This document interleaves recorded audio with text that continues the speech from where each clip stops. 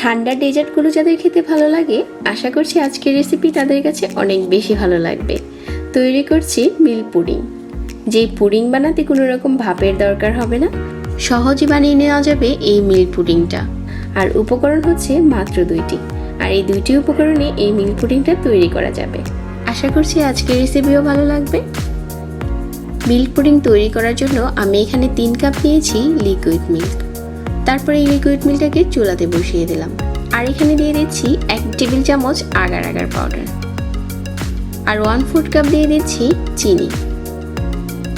তবে যদি কেউ মিষ্টিটা একটু বেশি পছন্দ করেন, ওই ক্ষেত্রে চিনিটা আর একটু বাড়িয়ে দিতে পারেন। আর পরিমাণ মতো লবণ দিয়ে দিচ্ছি। মিষ্টি খাবারে একটু লবণ দিলে মিষ্টির টেস্ট বেড়ে যায় দ্বিগুণ।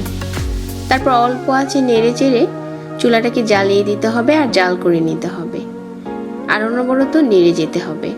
তবে এখানে কারো হাতের কাছে যদি আগার আগারটা না থাকে, ওই ক্ষেত্রে আপনারা জেলিটিন নিতে পারেন, নয়তো বা চায়না গ্রাসটা নিতে পারেন। ওই দুইটার একটা দিয়েও তৈরি করা যাবে। তো আমার এখানে লিকুইড মিল্কটা ফুটতে শুরু করেছে আর অনেকটা ঘন হতে শুরু করছে, কারণ আমরা এটাতে আগার আগার পাউডার দিয়েছি। আর আগার আগার পাউডারের কাজ হচ্ছে তরল পদার্থগুলোকে জমাতে সাহায্য করে। তো আমার এখানে মিল্কটা জাল করা হয়ে গেছে আর অনেকটা দেখতে ঘন হয়ে গেছে। এই পর্যায়ে হচ্ছে চুলাটাকে বন্ধ করে দিতে হবে। তো আমি এখানে চুলাটাকে বন্ধ করে দিয়েছি আর নেড়ে চেড়ে কিছুটা ঠান্ডা করে নিয়েছি। আর এই পুডিংটা আমি যে বাটিতে সেট করব, ওই বাটিতে ঢেলে দিতে হবে। এখানে আমি একটা কাচের বাটি নিয়েছি।